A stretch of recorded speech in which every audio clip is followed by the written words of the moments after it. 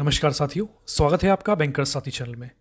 साथियों, इस वीडियो में डिस्कस करेंगे 50 important multiple choice questions JIB के पेपर 3 के। वीडियो बड़ा है, लंबा है, क्योंकि इसमें 50 क्वेश्चंस डिस्कस करेंगे, लेकिन सारे क्वेश्चंस काफ़ी इंपॉर्टेंट हैं। आपके एग्ज़ाम में आपको ये क्वेश्चंस मिल सकते हैं, तो इसीलिए वीडियो को शुरू से लेकर अंत तक पूरा देखें। शुरू करते हैं साथियों। पहला क्वेश्चन है, which of the following statement about a minor partner is incorrect. Minor को अगर पार्टनर रखते हैं तो उनके बारे में कुछ स्टेटमेंट दिए हैं, आपको बताना है कौन सा स्टेटमेंट इसमें से इनकरेक्ट है। ऑप्शन ए है, a minor can be admitted only to the benefits of a existing firm. Second है, minor can not be admitted to the benefits of a new firm taking minor as a partner. Third है, minor can be a full fledged partner in the firm. Four है, none of these. तो साथियों, इसको समझते हैं। Minor की जहाँ बात आती है तो वहाँ पर इसमें कह रहा है, पहला ऑप्शन कह रहा है कि माइनर को जो भी एग्जिस्टिंग फर्म है उसके बेनिफिट में शामिल किया जा सकता है। सेकंड ऑप्शन है कि कोई नई फर्म जो बनी है उसमें माइनर को शामिल किया जा सकता है उसके बेनिफिट्स में। थर्ड कहता है कि माइनर जो है वो फुल फ्लैश्ड पार्टनर हो सकता है फर्म में। और फोर्थ है, नन ऑफ दीज। तो साथियों, इसमें से जो इनकरेक्ट ऑप्शन है, यानी कि कौन सा ऑप्शन गलत है, तो ऑप्शन सी जो है वो करेक्ट नहीं है। माइनर जो है फुल फ्लेज्ड पार्टनर फर्म में नहीं हो सकता है, हालांकि वो जो फर्म के बेनिफिट हैं उनमें एडमिट किया जा सकता है। नेक्स्ट क्वेश्चन है, a contract by which one party promises to save the other party from loss likely to be caused it is. तो कोई ऐसा कॉन्ट्रैक्ट, कई तरह के कॉन्ट्रैक्ट होते हैं, एक ऐसा प्रॉमिस जिसमें एक पार्टी प्रॉमिस कर रही है दूसरी को, और उसको ये कहते हैं कि हम आपको कोई जो लाइकली लॉस है, यानी कि ऐसा लॉस जो हो सकता है फ्यूचर में होने के चांसेस हैं, उससे आपको बचाएंगे। तो उस तरह के जो कॉन्ट्रैक्ट होता है, जो प्रॉमिस होता है, उसको हम क्या कहते हैं। ऑप्शंस है, contract of indemnity, contract of guarantee, quasi contract, या फिर कॉन्ट्रैक्ट टू कंपनसेट। तो साथियों, इस तरह का कॉन्ट्रैक्ट जहाँ होता है, जहाँ पर एक पार्टी प्रॉमिस करती है दूसरे पार्टी को कि फ्यूचर में जो भी लॉस होने के चांसेस हैं उससे हम आपको बचाएंगे, इस तरह के जो कॉन्ट्रैक्ट हैं उनको हम कहते हैं contract of indemnity. Contract of indemnity मतलब क्षतिपूर्ति। इंडेमिनिटी का मतलब होता है क्षतिपूर्ति, जो भविष्य में कोई क्षति हो सकती है उसकी पूर्ति करने के लिए कॉन्ट्रैक्ट किया जाता है। तो कॉन्ट्रैक्ट ऑफ इंडेमिनिटी इसमें करेक्ट ऑप्शन है। नेक्स्ट क्वेश्चन है, in if one of the partner of the firm cheats a customer, which of the following is correct. अब कोई कभी ऐसा होता है, कोई पार्टनरशिप फर्म है, उसमें कई सारे पार्टनर हैं, उनमें से कोई एक पार्टनर जो है किसी कस्टमर के साथ कोई चीटिंग करता है, तो उस मामले में जो 3 सेंटेंस दिए हैं आपको बताना है कौन सा सही नहीं है, विच इज़ नॉट करेक्ट। तो ऑप्शन ए है, all the partners are liable for loss to the customer. जो भी नुकसान हुआ है उसके लिए सारे पार्टनर जो हैं वो लायबल होंगे, जिम्मेदार होंगे। सेकंड है, the partner has that has cheated the customer is liable to the other partner to of the loss of them. और जिस पार्टनर ने चीटिंग की है वो अपने जो बाकी साथी पार्टनर हैं उनके प्रति भी लाइबल होगा, जो भी उनको लॉस होगा इसकी वजह से। थर्ड है, only the partner who have cheated the customer is liable to the customer, यानी कि जिस पार्टनर ने चीटिंग की है वही लाइबल होगा। डी है, नन ऑफ दीज। तो साथियों, इस केस में जहाँ पर अगर किसी एक पार्टनर ने भी अगर किसी कस्टमर के साथ चीटिंग की है और उसकी वजह से कोई कस्टमर को नुकसान होता है, तो उसमें जो लाइबिलिटी होगी वो सभी पार्टनर्स की होगी वहाँ। नहीं साथियों, इसमें क्या होगा, इस केस में जो लाइबिलिटी होगी वो सभी पार्टनर्स की होगी कस्टमर के प्रति। All the partners are liable to the customers. इसमें एक बार क्रॉस चेक करने की ज़रूरत है साथियों, इसमें थोड़ा सा डाउट हो रहा है कि केवल वही पार्टनर होगा या फिर सारे होंगे, बट आई थिंक कि पहला ऑप्शन इसमें सही है, सारे पार्टनर जो होंगे वो लाइबल होंगे कस्टमर के लॉस के लिए। नेक्स्ट क्वेश्चन है, 3 persons have join together to share the profits and return arising from the party property, which of the following is correct. अब कई बार कोई ऐसे लोग हैं जिन्होंने मिलकर कोई प्रॉपर्टी खरीदी है, अब प्रॉपर्टी उन्होंने परचेज़ की है और उसके बाद में उन्होंने ये आपस में मिले हैं और ये बात की है कि जो भी इसका प्रॉफिट होगा वो हम आपस में शेयर कर लेंगे। तो इस केस में हम इसको क्या कहेंगे, the person shall be called partners. तो उन पर्सनस को हम पार्टनर्स कहेंगे। सेकंड है, the group of these person shall be collectively called the firm, और जो ग्रुप उनकी बनी है उसको हम फर्म उनको कह सकते हैं। थर्ड है, the name under which they shall carry the transaction shall be called the firm name. जिस नाम के अंडर वो ट्रांजेक्शन्स करेंगे उसको हम उस फर्म का नाम उसको दे देंगे। या फिर डी है, it is not a partnership firm since they shall not carry any business, यानी कि कोई बिजनेस वो नहीं कर रहे हैं इसलिए इसको हम फर्म या पार्टनरशिप फर्म इसको नहीं मानेंगे। तो इस केस में जब भी अगर कोई ऐसा होता है कि कई लोग मिलकर किसी प्रॉपर्टी में इन्वेस्ट करते हैं या कहीं कुछ लैंड वगैरह परचेज करके डाल देते हैं और उसके बाद में जब वो महंगी हो जाती तो बेच देते हैं, कोई ऐसा, यानी कि कोई एक्टिवली बिजनेस में कोई पार्टिसिपेट नहीं कर रहे हैं, किसी तरह का बिजनेस नहीं कर रहे हैं, वो केवल इन्वेस्टमेंट कर रहे हैं और उससे जब उनको प्रॉफिट होगा उसको वो आपस में बांट लेंगे, तो इसको हम पार्टनरशिप फर्म नहीं कहेंगे क्योंकि वो किसी तरह का बिजनेस कंडक्ट नहीं कर रहे हैं। तो ऑप्शन डी यहाँ पर करेक्ट होगा। नेक्स्ट क्वेश्चन है, when parties in a contract agree that the sale of goods shall be regarded as final sale only on the fulfilment of certain conditions either before or after the conclusion of contract of for sale it is called. अब मान लीजिए जो party हैं उनका इस तरह का contract होता है, वो एक एग्रीमेंट होता है कि सेल ऑफ गुड्स जो है वो तभी फाइनल होगी, यानी कि कोई जो खरीदने का बेचने का जो कॉन्ट्रैक्ट है वो तभी पूरा होगा जबकि उसमें जो कंडीशंस हैं उसके साथ कुछ कंडीशंस हैं लगी हुई कि वो उनको भी फुलफिल साथ में करना होगा। अब जैसे कोई कंडीशन लगा दी कि भाई आप ये सामान खरीदोगे लेकिन हम ये सामान खरीदेंगे लेकिन तभी खरीदेंगे जब इसमें ये क्वालिटी होंगी, या फिर आप इसके साथ 1 साल की वारंटी दोगे, मतलब इस तरह की जो कंडीशंस उसमें लगी होंगी अगर कॉन्ट्रैक्ट में, तो फिर उसके हम क्या कहेंगे, इस तरह के कॉन्ट्रैक्ट को हम क्या कहेंगे या इस तरह की सेल को हम क्या कहेंगे। तो ऑप्शंस हैं absolute sale, conditional sale, agreement to sale या फिर सेल एग्रीमेंट। तो क्योंकि यहाँ पर कंडीशंस लगी हुई हैं तो यहाँ पर इसको हम कंडीशनल सेल कहेंगे।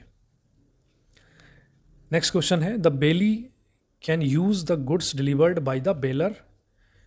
ऑप्शंस हैं as per description of the bailee, as per directions given by the bailor, as per the purpose to be decided by the bailee, none of these. तो इसमें साथियों जो अगर कोई ऐसी गुड्स हैं जो कि बेलर के द्वारा बेली को दी गई हैं तो उन गुड्स को अगर वो यूज़ करना चाहता है तो वो उसी तरह से यूज़ कर सकता है जैसा कि डायरेक्शन दिया गया हो बेलर के द्वारा।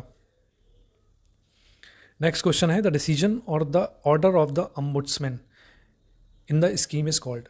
तो जब भी कई बार कोई ऐसे कस्टमर हैं जो बैंक से किसी बात पे नाराज़ हैं, किसी डिसीजन से बैंक के वो खुश नहीं है, तो वो उनकी कोई सॉल्यूशन, उनकी कोई प्रॉब्लम का नहीं बैंक कर पाता है तो फिर वो बैंकिंग ओम्बड्समैन में चले जाते हैं। और ओम्बड्समैन जो है वो डिसीजन जो देते हैं उसको क्या कहा जाता है ये पूछा गया है।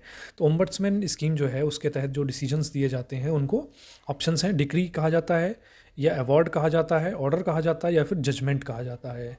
मिलते जुलते टर्म्स हैं लेकिन कन्फ्यूजिंग सा है ये।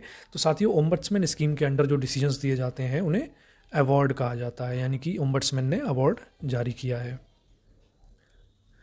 नेक्स्ट क्वेश्चन है, द एक्नॉलेजमेंट और the part payment for the purpose of extension of limitation dash. तो कोई या तो एक्नॉलेजमेंट या फिर पार्ट पेमेंट किस किस पर्पज़ के लिए, जो लिमिटेशन है। लिमिटेशन आप जानते होंगे आप सभी, क्योंकि कहते हैं कि लिमिटेशन एक्सपायर ना हो, बैलेंस कन्फर्मेशन लेटर वगैरह हम लेते हैं तो उसके लिए है। तो वो कब हो सकता है, ऑप्शंस हैं इसमें, कैन बी एनी टाइम यानी कभी भी किसी भी समय, can be any time before expiry of limitation यानी कि कभी भी ले सकते हैं बट एक्सपायरी लिमिटेशन एक्सपायर होने से पहले, can be any time after expiry of limitation, limitation expire होने के बाद किसी भी समय, या फिर can be before or after expiry of limitation यानी कि चाहे पहले या चाहे बाद में लिमिटेशन एक्सपायर के। तो इसमें जो साथियों करेक्ट ऑप्शन है वो है ऑप्शन बी, यानी कि can be any time before expiry of limitation. Next question है, which of the following bills is called a sight bill. तो साइट बिल हम किससे कहते हैं, ऑप्शंस हैं इसमें, an ambiguous bill, a demand bill, a usance bill या फिर all inland bills are sight bill. तो ऑप्शंस ये हैं, इनमें से कौन सा ऑप्शन करेक्ट है। तो साथियों साइट बिल का मतलब होता है कि कोई ऐसा बिल जो जैसे ही रिसीव के एक्सेप्ट किया जाएगा तुरंत उसका पेमेंट करना होगा। 2 तरह के बिल होते हैं, साइट बिल होता है और यूजांस बिल होता है। यूजांस बिल में कुछ टाइम दिया जाता है, यूजांस में नॉर्मली 30 डेज़, 15 डेज़, 45 डेज़ इस तरह का टाइम रहता है पेमेंट करने के लिए। लेकिन जो साइट बिल होते हैं वो तुरंत पेमेंट करना होता है, डिमांड बिल होते हैं एक तरह से वो। तो ऑप्शन बी इसमें करेक्ट है। नेक्स्ट क्वेश्चन है, if a bank collects a cheque for a customer which actually does not belong to him it is called. तो अगर कभी ऐसा हो कि बैंक ने एक चेक कलेक्ट किया अपने किसी कस्टमर के लिए लेकिन एक्चुअली में वो चेक जो है उस कस्टमर को बिलोंग नहीं करता था, वो गलत तरह से कलेक्ट किया गया, उसको क्या कहा जाएगा। तो उसके लिए वर्ड कौन सा यूज़ होता है ये हमें बताना है। ऑप्शंस हैं, मटेरियल अल्टरेशन, फॉर्जरी होगी, फ्रॉड होगा या फिर कन्वर्जन होगा। तो साथियों इसमें जो करेक्ट ऑप्शन है वो है कन्वर्जन, यानी कि इस तरह केस होगा उसे हम कन्वर्जन कहेंगे। नेक्स्ट क्वेश्चन है, X appointed Y his agent and authorised Y that he can get cheques in X name collected through the account of Y, later on Y misappropriated the amount of certain cheques. अब इसमें कह रहा है कि कोई mister x हैं, उन्होंने अपने किसी एजेंट को अपॉइंट किया है, मिस्टर वाई जो है उनको एजेंट बनाया है अपना, और उनको ये अथॉरिटी दी है कि वो जो चेक वगैरह हैं वो कलेक्ट करें बैंक के द्वारा। तो बाई जो एक्स के नाम में जो चेक है उनको वो कलेक्ट कर सकते हैं। बाद में ये पाया जाता है कि मिस्टर बी जो थे उन्होंने कुछ गड़बड़ी की, उसमें मिस अप्रोप्रिएट किया, कई चेकों के जो अमाउंट थे वो गलत डाल दिए, बढ़ा चढ़ा के डाले, कुछ चेंज करके डाले। तो उस केस में क्या होगा? ऑप्शंस हैं, the bank was negligent in accepting such instructions hence bank is liable. तो पहला ऑप्शन कहता है क्योंकि बैंक जो है वो नेग्लिजेंट था ऐसे इंस्ट्रक्शन को एक्सेप्ट करने में, इसलिए बैंक लायबल होगा। सेकंड कहता था bank did not take adequate precaution due to which bank is liable. Second में भी बैंक को लायबल बता रहा जा रहा है कि क्योंकि उन्होंने एडिक्वेट प्रिकॉशन नहीं लिए इसीलिए बैंक को लायबल होना पड़ेगा। थर्ड ऑप्शन कहता है bank is not liable as there was express authority from the customer. तो क्योंकि वहाँ पर अथॉरिटी कस्टमर के द्वारा दी गई थी, एक्सप्रेस अथॉरिटी थी, इसलिए बैंक लायबल नहीं होगा। फोर्थ ऑप्शन कहता है despite express authority from the customer the banks liable for conversion, यानी कि चाहे भले ही अथॉरिटी थी बट फिर भी जो बैंक है वो लायबल होगा फॉर कन्वर्जन। तो ऐसा अगर कभी केस होता है तो उस केस में बैंक जो है वो लायबल नहीं होगा। ऑप्शन सी यहाँ पर करेक्ट है, क्योंकि उस कस्टमर ने एक्सप्रेस अथॉरिटी दी हुई थी, उस केस में इस वजह से बैंक की लायबल उसमें नहीं माना जाएगा। नेक्स्ट क्वेश्चन है, every banking company shall within 30 days after the close of each calendar year submit a return to the RBI at the end of such calendar year for all account in India which have not been operated upon for dash year. तो आप सभी जानते हैं कि कई सारे account जो बहुत समय से ऑपरेट नहीं किए जाते हैं, इनऑपरेटिव पड़े रहते हैं, तो बैंक को जो है इन्फॉर्मेशन देनी होती है RBI को, और उसके बाद में आपने देखा होगा कि जो पैसा है वो ट्रांसफ़र हो जाता है। कई बार DF अकाउंट वगैरह में आपने देखा होगा उसमें चला जाता है कई अकाउंट का पैसा जो बहुत समय से ऑपरेट नहीं हुए। तो इसमें टाइम पीरियड पूछा है कितने साल के बाद में, कितने साल पुराने जो इनऑपरेटिव अकाउंट है उनकी जानकारी बैंक को देनी होती है RBI को। ऑप्शंस हैं 2 साल, 5 साल, 10 साल या 20 साल। तो साथियों इसमें जो करेक्ट ऑप्शन है, आप ज़्यादातर लोग आप इसको जानते होंगे कि इसमें करेक्ट ऑप्शन है ऑप्शन सी 10 ईयर्स, यानी कि 10 साल जिस अकाउंट में ऑपरेशंस नहीं हुए हैं ऐसे सभी जो अकाउंट है उनकी जानकारी बैंक को देनी होती है। जब भी कैलेंडर ईयर समाप्त होगा दिसंबर के बाद में विद इन 30 days RBI को देनी होती है। नेक्स्ट क्वेश्चन है, when one person signifies to another his willingness to do or to abstain from doing anything with a view to obtain the assent of that person to such act or abstinence he is said to make a। तो इसको समझते हैं साथियों। अगर कोई एक person है, when one person signifies to another person his willingness, और किसी दूसरे के सामने अपनी इच्छा व्यक्त करता है, किसकी? to do और to abstain from doing anything, किसी काम को करने की इच्छा या फिर किसी काम को ना करने की इच्छा। और किस लिए वो अपनी इच्छा प्रकट करता है? With the view to obtain assent from other person, और दूसरे पर्सन से उसमें सहमति चाहता है, एक्सेंट उसकी चाहता है, वो भी उसमें एग्री करे, उसमें सहमत हो। टू सच एन एक्ट और एब्सटेंस, यानी कि कोई काम करने के लिए या फिर कोई काम ना करने के लिए जो उसने जो इच्छा जाहिर की है वो चाहता है कि सामने वाला पर्सन उस चीज़ को एग्री करे। तो ऐसे जो किया जाता है, ऐसे कोई जो विलिंगनेस जो है, ऐसी कोई इच्छा जो है वो जताई जाती है, तो उसको क्या कहा जाता है? ऑप्शन है प्रपोजल या सेकंड है प्रॉमिस। तो प्रपोजल कहेंगे उसे या प्रॉमिस कहेंगे या फिर दोनों कहेंगे या फिर दोनों में से कोई नहीं। तो इस केस में साथियों ऐसा कभी होता है तो उसे हम प्रपोजल कहते हैं, यानी कि जो कोई पर्सन है, फर्स्ट पर्सन, उसने सेकंड पर्सन से कहा कि मैं चाहता हूँ कि हम लोग ये काम करें, ठीक है, या मैं ये काम करूँ। तो सामने वाले पर्सन से वो कहना चाह रहा है कि आप भी मुझे मेरा इसमें साथ दो या सपोर्ट दो। तो अगर सामने वाला पर्सन भी उसमें सपोर्ट करता है तब फिर वो एग्रीमेंट बन जाता है, यानी कि दोनों की सहमति उसमें हो जाती है। बट नहीं है जब तक एक पर्सन ने उस बात को कहा है, या फिर वो इस तरह से कह सकता है कि मैं चाहता हूँ कि मैं ये काम ना करूँ या हम ये काम ना करें, ना करने की सहमति, दोनों ही जो हैं वो प्रपोजल की कैटेगरी में आते हैं। नेक्स्ट क्वेश्चन है, the crossing of a cross cheque can be cancelled by. तो अगर कोई क्रॉस चेक है, आपने देखे होंगे बीरर चेक होते हैं, क्रॉस चेक होते हैं, स्पेशल क्रॉसिंग होती हैं, सारे कुछ है, निगोशिएबल इंस्ट्रूमेंट में दिया हुआ है, वीडियो आप निगोशिएबल इंस्ट्रूमेंट का देख सकते हैं डिटेल के लिए। और अगर कोई क्रॉसिंग है क्रॉस चेक पर, उसको कौन कैंसिल कर सकता है, किसके पास वो अधिकार है? ऑप्शन है इसमें ड्रॉर, एंडोर्सर, एक्सेप्टर या ड्रॉई। तो क्रॉसिंग जो है क्रॉस चेक पर, उसको हटाने का, उसको कैंसिल करने का जो अधिकार है वो ड्रॉअर के पास होता है। जो अकाउंट बैंक के केस में जो ड्रॉअर है यानी कि जो अकाउंट होल्डर है उसके पास होगा। नेक्स्ट क्वेश्चन है, in contract of guarantee the person at whose place guarantee is given is called, first है श्योरिटी होल्डर, प्रिंसिपल डेप्टर। उसको हम श्योरिटी होल्डर कहेंगे या फिर प्रिंसिपल डेप्टर कहेंगे। तो ऑप्शंस हैं only one, only two, either one और टू, और बोथ वन और। तो साथियों इसमें जो करेक्ट ऑप्शन है वो है ऑप्शन बी, यानी कि principal debtor, only two principal debtor. तो जिसके कॉन्ट्रैक्ट ऑफ गारंटी में जिसके जगह पर गारंटी दी जाएगी उसको हम कहेंगे प्रिंसिपल डेप्टर। प्रिंसिपल डेप्टर के जगह पर के प्लेस पर गारंटी दी जाती है। नेक्स्ट क्वेश्चन है, the article of association of a company, article of association of a company does not dash contain the authorized capital, contain the rule and regulation of company, powers of director etc, define an objective of its existence। तो ये सारी चीज़ें article of association में होती हैं या नहीं होती हैं, कौन सी होती है कौन सी नहीं होती है, ये इसमें पूछा गया है। 1 and 2, 1 and 2, 2 and 3 या 1, 2 and 3। तो साथियों इसमें जो करेक्ट ऑप्शन है वो है ऑप्शन बी, यानी कि फर्स्ट और सेकंड जो है वो इसमें आर्टिकल ऑफ एसोसिएशन में नहीं होती हैं। पूछा है डजंट, यानी कि जो नहीं है। तो पहली और दूसरी इसमें नहीं होती हैं। ये ऑथराइज कैपिटल के बारे में नहीं होता है, और रूल्स रेगुलेशन कंपनी की जो पावर्स डायरेक्टर की वो सब नहीं होती। नेक्स्ट क्वेश्चन है, if loan is not repaid and bank sells the goods and are part of loan is still outstanding, then what option do the bank have to recover the amount. अब कभी ऐसा होता है कि bank ने कोई loan दिया, loan ख़राब हो गया, जो सिक्योरिटी थी वो बैंक ने सेल की, लेकिन वो सिक्योरिटी सेल करने के बाद भी जो बैंक का जो पूरा अमाउंट है वो रिकवर नहीं हो पाया। तो जो बचा हुआ पोर्शन है उसके लिए बैंक क्या कर सकता है, क्या ऑप्शंस बैंक के पास अवेलेबल हैं। ऑप्शन ए है, bank can recover the loan from other asset of the borrower. Second, bank can recover the loan from the borrower personally. Third है, bank can not recover the loan from the borrower personally.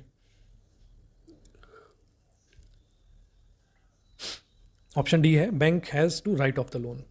तो साथियों अगर कभी ऐसा होता है कि जो बैंक के पास प्रॉपर्टी रखी गई थी सिक्योरिटी की तरह, वो बैंक ने सेल कर दी, तब भी अमाउंट रिकवर नहीं हो पाया, उस केस में बैंक के पास ये अधिकार है कि वो जो बोरोवर है उससे पर्सनली अपने जो अमाउंट बचा है उसको रिकवर करे। नेक्स्ट क्वेश्चन है, open market operations one of the measure taken by RBI in order to control credit expansion in the economy means. तो ओपन मार्केट ऑपरेशंस या फिर जिन्हें ओएमओ भी कहते हैं, उनको क्या होते हैं बेसिकली, उनसे किस तरह से क्रेडिट एक्सपेंशन कंट्रोल किया जाता है। तो ओएमओ का मतलब क्या होता है। ऑप्शंस हैं, सेल्स और purchase of the government security, government securities की जो सेल और परचेज करना, issuance of different type of bond, auction of gold, या फिर to make available direct finance to the borrower. तो ओएमओ जो होते हैं उनको कुछ नहीं होते, ओएमओ का मतलब है सेल और परचेज ऑफ गवर्नमेंट सिक्योरिटीज़। तो गवर्नमेंट सिक्योरिटीज़ को सेल परचेज करके जो क्रेडिट है वो क्रेडिट को कंट्रोल किया जाता है, लिक्विडिटी को कंट्रोल किया जाता है।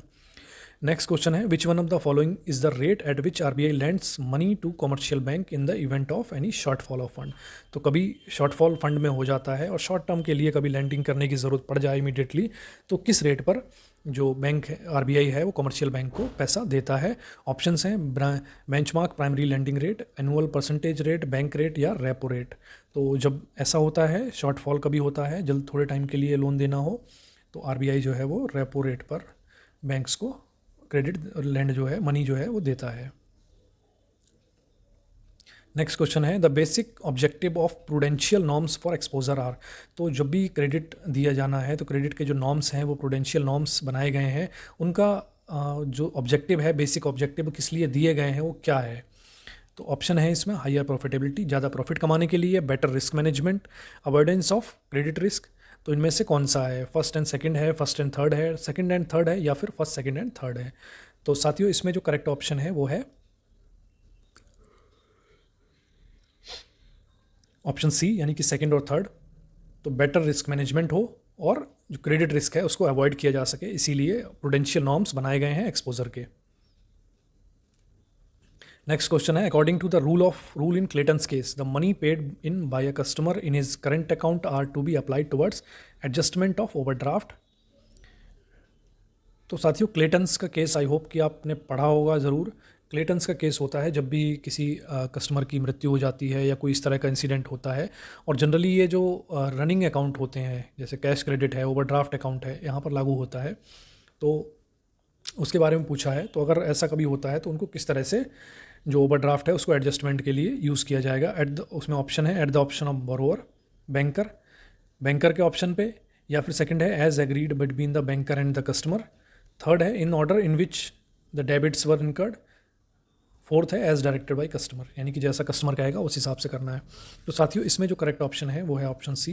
क्लेटन केस का मतलब यही है कि जो पहले डेबिट एंट्री आई है, जो क्रेडिट एंट्री आएगी, वो सबसे पुरानी जो डेबिट एंट्री अभी बची हुई है उसको एडजस्ट करेगी। उसके बाद अगर कोई क्रेडिट का अमाउंट बचता है फर्दर, तो वो फिर नेक्स्ट जो उसके बाद की जो एंट्री होगी उसको एडजस्ट करने में यूज़ होगी। नेक्स्ट क्वेश्चन है, as per section 201 of contract act an agency can be terminated by. तो कोई एजेंसी है, कॉन्ट्रैक्ट, उसको किस तरह से टर्मिनेट किया जा सकता है, ये सेक्शन 201 में बताया हुआ है। तो 201 क्या कहता है? ऑप्शन है the principal revoking his authority, यानी कि जो प्रिंसिपल है वो अपनी अथॉरिटी हटा लेता है। सेकंड है the agent renouncing the business of the agency, जो एजेंट है वो बिजनेस बंद कर देता है एजेंसी का। थर्ड है the completion of agency business, यानी कि जिस पर्पज़ से वो एजेंसी बनाई गई थी, एजेंट जो बनाया गया था, वो अपना पर्पज़ जो है उसका पूरा हो जाता है। तो इसमें साथियों जो करेक्ट ऑप्शन है वो है ऑप्शन डी, यानी कि तीनों ही जो पॉइंट हैं वो सही हैं। तीनों ही तरह से ये एजेंसी जो है, कॉन्ट्रैक्ट ऑफ एजेंसी जो है वो टर्मिनेट किया जा सकता है। नेक्स्ट क्वेश्चन है, RBI promotes commercial banking by. तो रिजर्व बैंक ऑफ इंडिया जो है वो बैंक्स को प्रमोट करता है, कमर्शियल बैंकिंग को प्रमोट करता है। किस तरह से करता है? कुछ पॉइंट्स दिए हैं, आपको बताना है इनमें से कौन सा सही है। Providing cheap rediscounting facility to the bank, second है providing liberalised rediscounting facility to the bank, third है giving subsidies to new bank.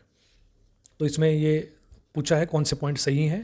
तो साथियों, इसमें जो तीनों ही जो पॉइंट दिए हुए हैं ये तीनों सही हैं। आरबीआई जो है रीडिस्काउंट करता है जो बैंक के बिल्स होते हैं, और साथ ही लिबरलाइज डिस्काउंट फैसिलिटी देता है बैंक को, और सब्सिडीज़ भी देता है नए बैंकों को।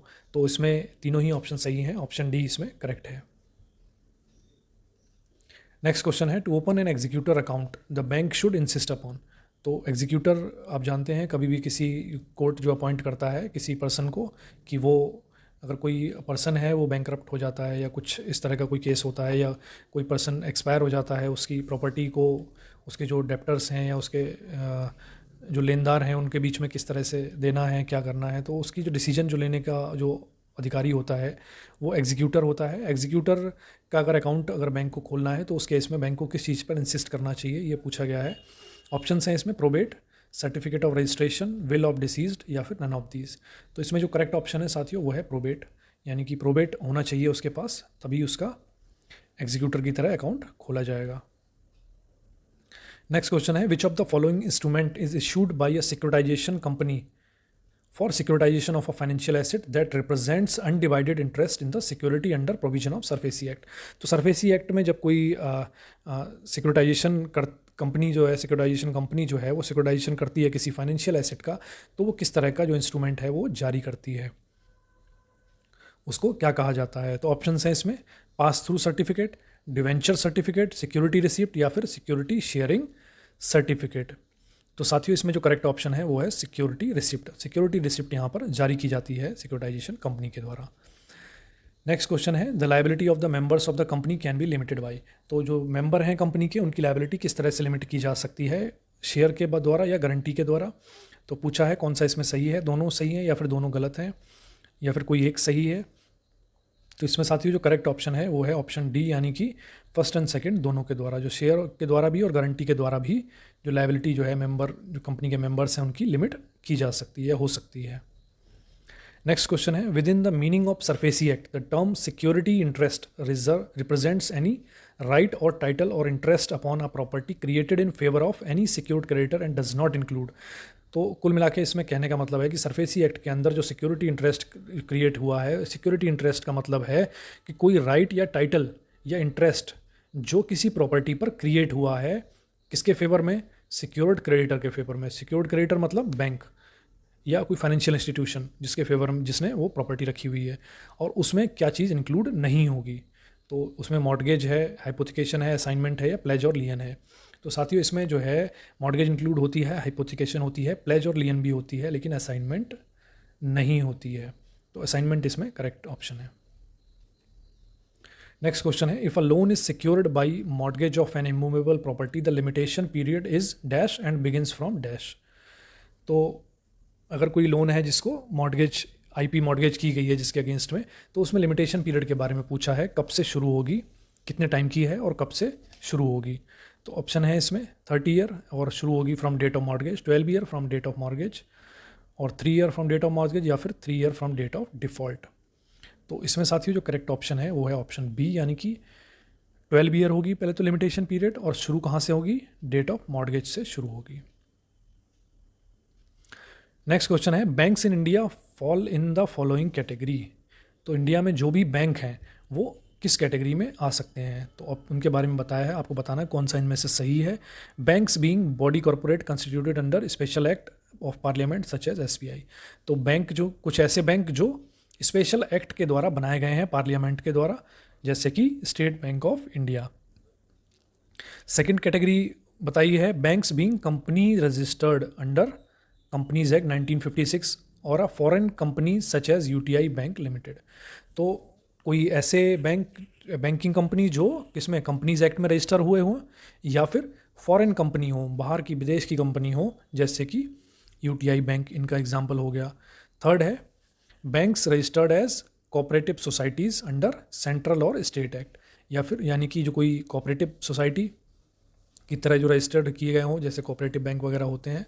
तो इसमें बताना है कौन से कितने तरह के बैंक हो सकते हैं, किस कैटेगरी में आ सकते हैं। तो साथियों ये तीनों ही कैटेगरी जो हैं वो सही हैं, ऑप्शन डी इसमें करेक्ट है, यानी कि बैंक जो हैं या तो इन तीनों में से किसी एक कैटेगरी में फॉल करेंगे। नेक्स्ट क्वेश्चन है, bank rate means.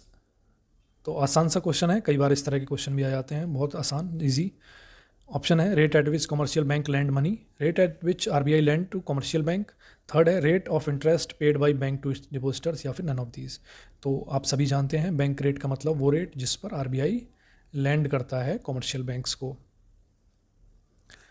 Next question है, section 5 of the contract act deals with. तो कॉन्ट्रैक्ट एक्ट का सेक्शन जो 5 है वो किससे डील करता है, ये इसमें पूछा है। ऑप्शंस हैं, communication of contract, acceptance of contract, third है revocation of proposal and acceptance, fourth है नन ऑफ दीज। तो साथियों इसमें जो करेक्ट ऑप्शन है वो है ऑप्शन सी, जो सेक्शन 5 है कॉन्ट्रैक्ट एक्ट का वो डील करता है revocation of proposal and acceptance, proposal का एक्सेप्टेंस और उसका रिवोकेशन, दोनों से ये डील करता है। नेक्स्ट क्वेश्चन है, which of the following are quantitative control method. तो जो आरबीआई की जो मॉनेटरी पॉलिसीज़ होती हैं जिनसे आरबीआई लिक्विडिटी को कंट्रोल करता है, वो दो तरह के होते हैं जनरली जो आरबीआई के पास टूल्स होते हैं, क्वांटिटेटिव मेथड होते हैं और क्वालिटेटिव होते हैं। तो क्वांटिटेटिव कौन से होंगे पूछा है, जो नीचे दिए हैं उनमें से पूछा है कौन से इनमें से क्वांटिटेटिव हैं। ऑप्शंस हैं, बैंक रेट एंड सीआरआर,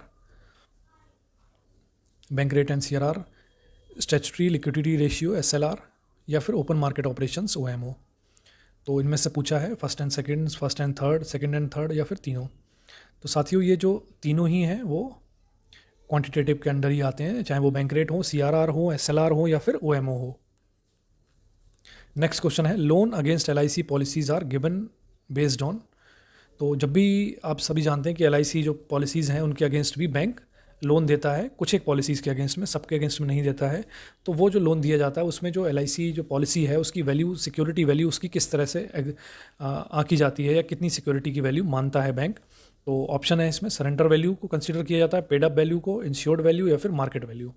तो एलआईसी की पॉलिसी के अगेंस्ट जब लोन दिया जाता है तो हमेशा सरेंडर वैल्यू को कंसीडर किया जाता है, उस पर ही बेस्ड करके लोन दिया जाता है। नेक्स्ट क्वेश्चन है, which of the following is not considered material alteration. तो मटेरियल अल्ट्रेशन हम किसे नहीं कहेंगे। ऑप्शंस हैं, changing the date, date change कर दिया, अमाउंट चेंज कर दिया, या फिर changing the relation of parties, parties का रिलेशन चेंज कर दिया, या फिर नन ऑफ दीज। तो इसमें साथियों ऑप्शन जो करेक्ट है वो है नन ऑफ दीज, यानी कि ये जो तीनों ही हैं, ये तीनों ही हैं जो ये मटेरियल अल्ट्रेशन की कैटेगरी में आते हैं। नेक्स्ट क्वेश्चन है, the contract of guarantee is a contract in which. A person performs the promise or discharge the liability of dash. तो जब कॉन्ट्रैक्ट ऑफ गारंटी किया जाता है, कॉन्ट्रैक्ट ऑफ गारंटी होता है, उसमें क्या होता है, एक पर्सन जो है परफॉर्म करता है, प्रॉमिस परफॉर्म करता है या फिर डिस्चार्ज करता है किसी की लायबिलिटी। तो जिसकी लायबिलिटी को वो डिस्चार्ज करता है या जिसके प्रॉमिस को परफॉर्म करता है उसको क्या कहा जाता है, वो कौन होता है? द ऑप्शन है कॉन्ट्रैक्टर, स्ट्रेंजर, थर्ड पर्सन या फिर नन ऑफ दीज। तो यहाँ पर ऑप्शन सही है थर्ड पर्सन। तो कॉन्ट्रैक्ट ऑफ गारंटी में एक पर्सन जो है वो किसी थर्ड पर्सन की गारंटी ले लेता है या उसके किसी काम को करने का प्रॉमिस करता है, जो एक्चुअली में उसकी ड्यूटी तो उसकी थी, लेकिन वो कहता है कि अगर वो नहीं करता है तो उसके बदले में मैं करूँगा, उसकी लायबिलिटी को अपने ऊपर लेता है, उसकी प्रॉमिस को परफॉर्म करने की कहता है। तो इसमें इसको हम कॉन्ट्रैक्ट ऑफ गारंटी कहते हैं। नेक्स्ट क्वेश्चन है, in a demand draft the word order is change to bearer by the holder of DD, it is called as. तो अगर किसी डिमांड ड्राफ्ट में वर्ड लिखा हुआ है ऑर्डर और उसको चेंज करके उसको बियरर कर दिया जाता है डीडी के होल्डर के द्वारा, उसको क्या कहा जाएगा? ऑप्शन है इंडोर्समेंट कहा जाएगा, मटेरियल अल्ट्रेशन कहा जाएगा, क्रॉसिंग या फिर नन ऑफ दीज। तो इसमें साथियों जो करेक्ट ऑप्शन है वो है ऑप्शन बी, यानी कि मटेरियल अल्ट्रेशन। तो अगर पहले ऑर्डर था, बाद में उसको होल्डर ने उसको बियरर कर दिया, तो उसको हम मटेरियल अल्ट्रेशन कहेंगे। नेक्स्ट क्वेश्चन है, at the time of entry of a new partner goodwill dash. तो अगर किसी फर्म की गुडविल कुछ बनी हुई है और उसके बाद में कोई नया पार्टनर आज की डेट में मान लीजिए एंट्री उस फर्म में करता है, शामिल होता है, तो जो गुडविल पहले से बनी हुई है उस फर्म की, उसका क्या होगा, उसके बारे में पूछा है। ऑप्शंस हैं belong to all partners new and old, यानी कि गुडविल जो होगी वो सभी पार्टनर्स की मानी जाएगी, चाहे वो उसी दिन एंटर हुआ है उस फर्म में या फिर जो पहले से हैं वो भी। सेकंड है belongs to the new partner and who is going to be admitted, यानी कि जो नया पार्टनर आया है उसकी ही मानी जाएगी।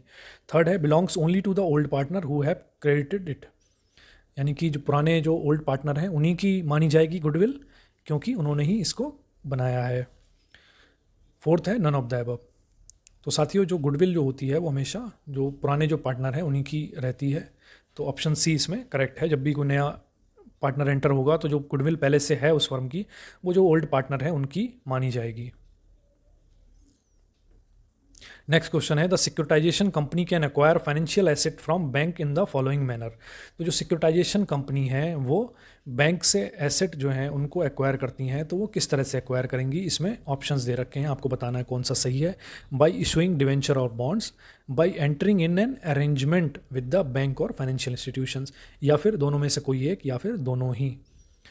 तो ऑप्शन इसमें जो करेक्ट है वो है ऑप्शन सी, यानी कि चाहे तो ए या फिर चाहे बी, दोनों ही तरह से जो सिक्योरिटाइजेशन कंपनी है वो फाइनेंशियल एसेट को बैंक से एक्वायर कर सकती हैं। नेक्स्ट क्वेश्चन है, a bank has allowed a current account holder ad hoc overdraft of ₹15 lakh, the amount is due whether this is recoverable under provisions of DRT act. अब कोई बैंक है, उसका कोई अकाउंट होल्डर है जिसने बैंक ने उनको 15 लाख का ओवरड्राफ्ट सैंक्शन कर दिया है, दे दिया है उनको, और बाद में ये ड्यू हो जाता है, ओवर ड्यू हो जाता है, पेमेंट टाइम पे नहीं किया जाता है। तो उस केस में पूछा है कि क्या इस अमाउंट पर जो DRT है, डेप्ट रिकवरी ट्रिब्यूनल है, उसके प्रोविज़न जो हैं वो इसमें लागू होंगे, उनके तहत इसको रिकवर किया जा सकता है। तो ऑप्शंस हैं इसमें, no as it is not ना रेगुलर लोन, नहीं किया जा सकता क्योंकि ये रेगुलर लोन नहीं है। सेकंड कहता है no as only secured loan can be recovered under DRT act, नहीं किया जा सकता क्योंकि केवल सिक्योर्ड लोन जो हैं वो DRT के अंडर रिकवर किए जा सकते हैं, क्योंकि ये तो ओवरड्राफ्ट है और जनरली क्लीन होते हैं, क्लीन OD दी जाती है, तो इसलिए ये रिकवरेबल नहीं है। थर्ड है yes it is a legally recoverable amount by the bank, तो यस किया जा सकता है क्योंकि ये लीगली जो है बैंक ने सारे नियम कानून माने हैं, जो बैंक का जो लीगल राइट है उसके तहत वो रिकवर बैंक को करना चाहिए। फोर्थ है yes but if the tribunal grants special permission to lodge the case, किया जा सकता है लेकिन ट्रिब्यूनल जो है वो स्पेशल परमिशन दे इस केस को लॉज करने के लिए। तो इसका साथियों ऐसा अगर कभी केस होता है तो ऑप्शन इसमें सी करेक्ट होगा, यानी कि चाहे भले ही OD दी है, सिक्योरिटी उसके अगेंस्ट में है या नहीं है, तब भी बैंक का हक है कि उसको वो रिकवर करे, इसीलिए उसके पे जो DRT के प्रोविजंस हैं वो भी लागू होंगे। नेक्स्ट क्वेश्चन है, according to section 3 of evidence act the document can be defined. तो जो एविडेंस एक्ट है उसका सेक्शन 3 कहता है, डॉक्यूमेंट को डिफाइन करता है, उसके बारे में बताना है कौन सी इसमें से डेफिनेशन सही है, कौन से पॉइंट उसमें सही है। एनी मैटर एक्सप्रेस्ड और described upon any substance by means of letter, figure और मार्क्स और by any other means if it intends to be used for purpose of recording that matter. तो ये सारी जो चीज़ें हैं, ये डेफिनेशन जो है वो पूरी डॉक्यूमेंट की डेफिनेशन है जो एविडेंस एक्ट में सेक्शन 3 में दी गई है। तो ऑप्शन डी इसका करेक्ट है। ये तीनों ही पॉइंट जो हैं वो सही हैं। नेक्स्ट क्वेश्चन है, a memorandum recording mortgage by deposit of title deed does not require. तो जब भी इस तरह की मॉर्गेज की जाती है जहाँ पर डिपॉजिट ऑफ टाइटल डीड होती है, वहाँ पर किस चीज़ की रिक्वायरमेंट नहीं होती है। तो डिपॉजिट ऑफ टाइटल डीड कहाँ होती है? बैंक में होती है। बैंक में डिपॉजिट ऑफ टाइटल डीड के थ्रू ही मॉर्गेज होती है, और उस केस में, ऐसे केसेस में किस चीज़ की रिक्वायरमेंट नहीं होती है। ऑप्शन है registration, stamping, both registration and stamping, या फिर नन ऑफ दीज। तो जब डिपॉजिट ऑफ टाइटल डीड होती है और इस तरह की जब मॉर्गेज की जाती है तो वहाँ पर रजिस्ट्रेशन की रिक्वायरमेंट नहीं होती है। बाकी स्टैंपिंग की रिक्वायरमेंट तो होती है वहाँ भी। नेक्स्ट क्वेश्चन है, XYZ limited borrowed some money from Mr A by issuing a bond. The article of association of company provided that the director can borrow as much money as they want subject to resolution from the shareholders. The shareholders claimed that they did not pass any resolution. अब कोई इसमें क्या कह रहा है, कोई XYZ limited company है, ठीक है, उसने क्या किया, मिस्टर ए से कुछ पैसा उठाया। किस तरह से कंपनीज पैसा उठाती हैं? Bye issuing bond. Bond issue कर दिया, उनके बॉन्ड जो है मिस्टर ए ने खरीदे हैं, तो एक तरह से बैंक को उन्होंने वो XYZ लिमिटेड कंपनी को उन्होंने क्रेडिट दे दिया है। अब उसमें है क्या, जो आर्टिकल ऑफ एसोसिएशन है उस कंपनी का, वो ये कहता है कि जो डायरेक्टर हैं कंपनी के, वो चाहे कितना भी पैसा बोरो कर सकते हैं, जितना भी वो चाहें, लेकिन उसके लिए शेयर होल्डर्स का रेजोल्यूशन होना ज़रूरी है।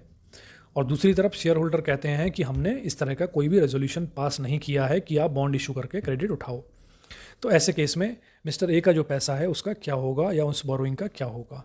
तो ऑप्शन हैं इसमें, the borrowing has become ultra vires, यानी कि वो अल्ट्रा वायरस हो गई है, उसको लीगल उसको नहीं माना जाएगा। सेकंड है, A can not recover because the application of doctrine of constructive notice. तो मिस्टर ए जो है वो अपना पैसा रिकवर नहीं कर पाएंगे, क्योंकि जो डॉक्ट्राइन ऑफ कंस्ट्रक्टिव नोटिस जो है वो उसमें अप्लाई हो जा रहा है। थर्ड है, funds lent by A are safe because of application of doctrine of indoor management. तो जो ए ने फंड लैंड किए हैं वो सही हैं, क्योंकि जो डॉक्ट्राइन ऑफ इंडोर मैनेजमेंट है वो यहाँ पर लागू हो जाएगा। फोर्थ है, funds lent by A are not safe as this can not be ratified by the shareholders, यानी कि क्योंकि वो शेयर होल्डर के द्वारा रेटिफाइड नहीं किया गया था, इसीलिए फंड जो है ए के सेफ नहीं है। तो ऐसा अगर कभी होता है तो इस केस में जो है ऑप्शन इसमें जो करेक्ट है वो है ऑप्शन सी, यानी कि जो भी फंड लैंड किए गए हैं ए के द्वारा वो सेफ हैं, और जो क्योंकि उनका जो मैटर है वो, अगर वो रेजोल्यूशन पास हुआ या नहीं हुआ, या फिर जो उसके डायरेक्टर हैं उन्होंने कोई गड़बड़ी की, कुछ चीज़ें नहीं मानी, वो उनका इंटरनल मैटर है। लेकिन कोई एक्सटर्नल अगर बाहर के किसी पर्सन से जो पैसा लिया है तो वो उसका लीगली जो है वो सही माना जाएगा, वो पैसा जो है वो सेफ माना जाएगा। नेक्स्ट क्वेश्चन है, a banking company shall be deemed to be unable to pay its debt if it has refused to meet any lawful demand made at any of its offices or branch within dash working days if such demand is made at a place where there is an office, branch or agency of a reserve bank, or within dash working days if such demand is made elsewhere। तो किसी भी banking company के लिए ये obligation होती है कि कोई भी जो लॉफुली जो अगर कोई डिमांड रेज़ की जाती है कोई, तो वो उसको पे करें, यानी कोई चेक वगैरह अगर कोई अगर प्रॉपरली देता है तो उसको पे करना बैंक की लायबिलिटी है, बैंक की जिम्मेदारी है। और बैंक अगर अपनी जो ऑब्लिगेशंस हैं उनको मीट नहीं कर पाता है, या अपने जो डेप्ट हैं उनको पे नहीं कर पाता है, तो उस केस में वो बैंक को जो है ये मान लिया जाएगा कि वो अपने जो डेप्ट हैं उनको पे नहीं कर पाएगा। ऐसा कब माना जाएगा, कितना टाइम उसके लिए होना चाहिए? तो जहाँ भी जो उसकी ब्रांचेज़ हैं, अगर वहाँ पर कोई इस तरह का कोई डिमांड रेज़ की जाती है तो वहाँ पर कितने दिनों में, या फिर कोई ऐसी जगह जहाँ पर उसकी ब्रांचेज़ या ऑफिस नहीं है तो वहाँ पर कितने दिनों में ये माना जाएगा, वो टाइम पीरियड या डे पूछे गए हैं। ऑप्शन है यहाँ पर 1 एंड 2, 2 एंड 3, 3 एंड 5 या 5 एंड 7। तो इस केस में साथियों जो करेक्ट ऑप्शन है वो है ऑप्शन सी, यानी कि 3 और 5। तो इस तरह की डिमांड अगर 3 दिन के अंदर दी जाती है, विद इन 3 डेज़ अगर दी जाती है जहाँ पर ऑफिस है बैंक का, तो फिर, या फिर अगर जहाँ ऑफिस नहीं है वहाँ पर 5 दिन के अंदर, 5 वर्किंग डेज में, तो अगर उसको फुलफिल बैंक नहीं कर पाएगा तो ये माना जाएगा कि बैंकिंग कंपनी जो है वो अनेबल टू पे इट्स डेप्ट। नेक्स्ट क्वेश्चन है the important feature of enforcement of securities are. तो सिक्योरिटी इन्फोर्समेंट के जो इंपॉर्टेंट फीचर हैं वो क्या हैं। ऑप्शंस दे रखे हैं, taking position of the secured asset, यानी कि जो सिक्योर्ड एसेट है उनको उनका पोजीशन लेना, take over management of secured asset, third है recover dues from the debtors of the borrower. तो ये सभी साथियों ऑप्शन जो हैं वो करेक्ट हैं, यानी कि एक बार जो सिक्योरिटीज़ इन्फोर्स कर ली तो उसका मतलब ये है कि अपने जो एसेट्स हैं, जो सिक्योर्ड एसेट हैं, उनका पोजीशन लेना, मैनेजमेंट का टेक ओवर करना, साथ ही उस कंपनी के जो भी उसके जो डेप्टर्स हैं उनसे भी पैसा वसूल करना, उनसे भी रिकवरी करना। नेक्स्ट क्वेश्चन है which of the following does not fall under financial asset. इनमें से कौन सा जो है वो फाइनेंशियल एसेट के अंदर नहीं आता है। ऑप्शंस हैं अ मॉर्गेज चार्ज, हाइपोथिकेशन और प्लेज ऑफ मूवेबल प्रॉपर्टी। ठीक है। सेकंड है एनी राइट और interest in the security whether full और पार्ट अंडरलाइंग सच डेप्ट और रिसीवेबल्स। थर्ड है एनी फाइनेंशियल असिस्टेंस, या फिर फोर्थ है prepaid expenses undertaking with respect to a movable और इमूवेबल प्रॉपर्टी। तो साथियों जो फाइनेंशियल एसेट हम इसको नहीं मानेंगे, जो भी प्रीपेड एक्सपेंस अगर कोई किया गया है तो वो फाइनेंशियल एसेट की कैटेगरी में नहीं आएगा, बाकी सभी जो हैं वो फाइनेंशियल एसेट की कैटेगरी में आएंगे। नेक्स्ट क्वेश्चन है an application under section 5A of SARFAESI act for transfer of application pending before 2 or more debt recovery tribunal may be filed by an asset reconstruction company before। तो section 5A में जो SARFAESI act का section 5A है उसके तहत अगर जो कोई एप्लीकेशन, ट्रांसफ़र एप्लीकेशन जो है वो पेंडिंग बिफोर 2 और मोर रिकवरी ट्रिब्यूनल में be filed by then asset reconstruction company before. तो अगर कोई 5A के तहत एप्लीकेशन लगाई जाएगी तो वो कहाँ पर लगाई जाएगी, DRT हैं उनके बारे में अगर एसेट रिकंस्ट्रक्शन कंपनी को लगानी है तो वो कहाँ लगाएगी। ऑप्शंस हैं इसमें high court, national company law tribunal, law appellate tribunal, या फिर स्पेशल कोर्ट, या फिर डेप्ट रिकवरी अपीलेट ट्रिब्यूनल DRAT। तो इसमें साथियों जो करेक्ट ऑप्शन है वो है ऑप्शन डी, यानी कि DRAT। नेक्स्ट क्वेश्चन है in pledge the bailee is called. तो प्लेज के केस अगर कभी होता है तो बेली को हम और क्या कह सकते हैं। तो बेली ऑप्शन है प्लेजर, प्लेजी, पॉनर या पॉनी। तो इसमें करेक्ट ऑप्शन है पॉनी। तो प्लेज के केस में बेली को हम पॉनी भी कहते हैं। नेक्स्ट क्वेश्चन है as per sale of goods act. तो sale of goods act when transaction becomes a sale. तो सेल ऑफ गुड्स एक्ट के तहत ट्रांजैक्शन सेल कब बन जाता है उसके बारे में पूछा है, कौन सा ऑप्शन इसमें करेक्ट है। 1 only when the goods are delivered to the buyer by the seller, यानी कि जब गुड्स की डिलीवरी बायर से सेलर को हो जाती है।